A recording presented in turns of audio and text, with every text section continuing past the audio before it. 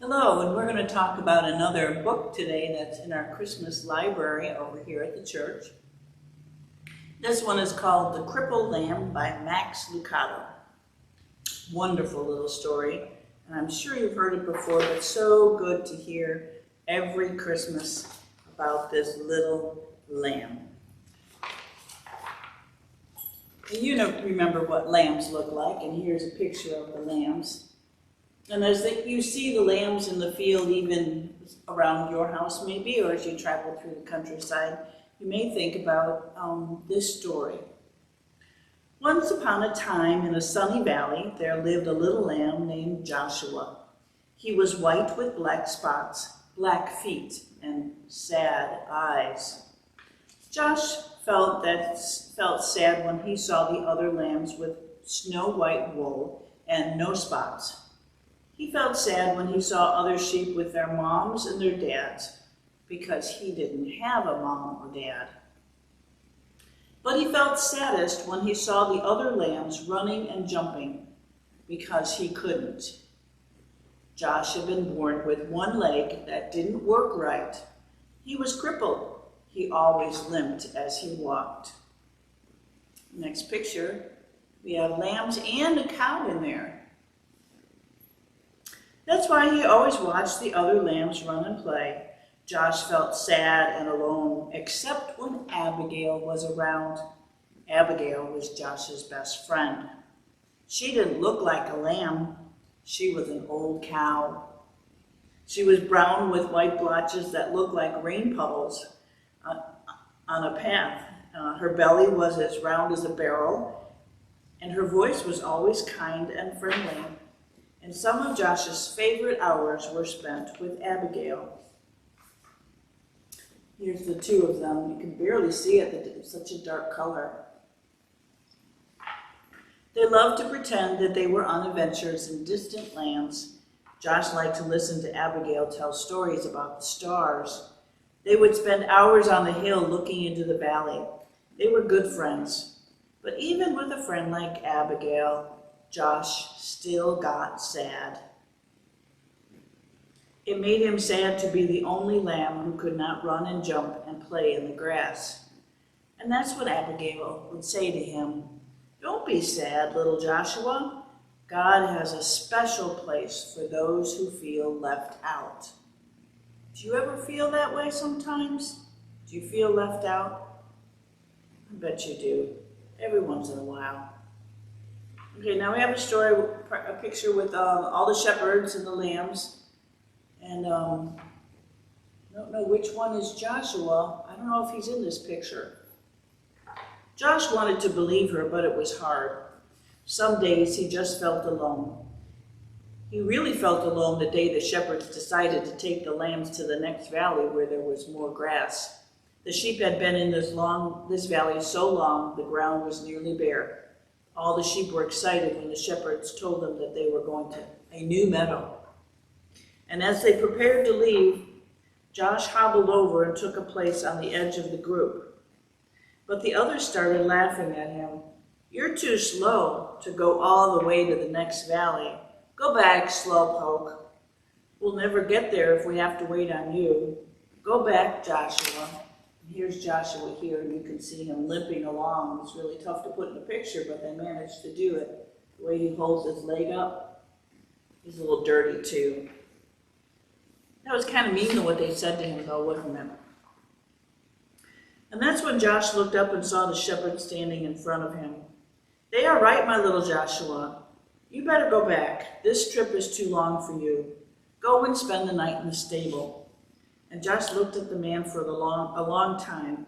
He turned and slowly began limping away. Now the two of them, Abigail and the Joshua, watching the sheep go. When Josh got to the top of the hill, he looked down and saw all the other sheep headed toward the green grass. Never before had he felt so left out. A big tear escaped his eyes, rolled down his nose, and fell on a rock. Just then he heard Abigail behind him, and Abigail said what she always says when Josh felt sad. Don't be sad, little Joshua. God has a special place for those who feel left out.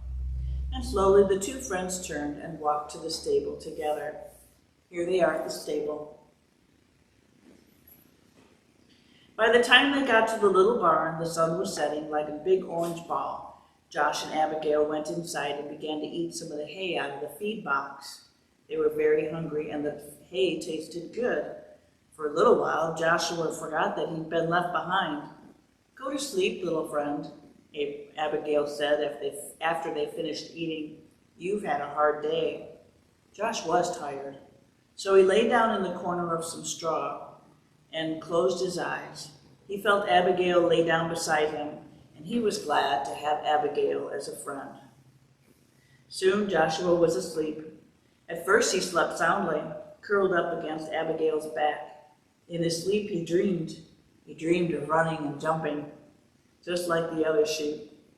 He dreamed of long walks with Abigail through the valley. He dreamed of being in a place where he never felt left out. Suddenly, strange noises woke him up. There they are together, and he's wide awake. Do you ever have really good dreams like that? I wonder what woke him up. "Abigail," he whispered, "wake up, I'm scared." Abigail lifted her big head and looked around. The stable was dark except for a small lamp hanging on the wall. "Somebody is here," Josh whispered. They looked across at the dimly lit stable. There, lying on some fresh hay in the feed box, was a baby. A young woman was resting in the big pile of hay beside the feed box. Joshua looked at Abigail, thinking his friend could tell him what was going on. But Abigail was just as surprised as Josh. We know who that is, don't we? Right, that's the baby Jesus. Josh looked again at the woman and the child, then limped across the stable. He stopped next to the mother and looked into the baby's face. The baby was crying. He was cold. The mother picked up the baby and put him in the hay next to her. Josh looked around the stable for something to keep the baby warm. Usually there were blankets, but not tonight. The shepherds had taken them on their trip across the valley. Here he is looking at the baby, trying to think what he would do. Do you have an idea of what you would do if you were Joshua the lamb? And Joshua remembered his own soft fur. Timidly, he walked over and curled up close to the baby. "Thank you, little lamb," said the baby's mother softly. And soon the child stopped crying and went back to sleep. About that time, a man entered the stable carrying some rags. "I'm sorry, Mary. This is all the cover I could find." "It's okay," she answered. "This little lamb has kept the new king warm." "A king?" Joshua looked at the baby and wondered who he might be. "His name is Jesus," Mary spoke, as if she knew Joshua's question. "God's son. He came to us from heaven to teach us about God." And there you can see Joshua and the baby curled up next to each other. Isn't that cute? Just then there was another noise. It was the shepherds who had left Joshua behind. Their eyes were big and excited. "We saw a bright light and heard angels," they began, and then they saw Joshua next to the baby. "Joshua, do you know who this baby is?" "He does now." It was the young mother who was speaking. She looked at Joshua and smiled. "God has heard your prayers, little lamb. This little baby is the answer." There's the shepherds and all of them together.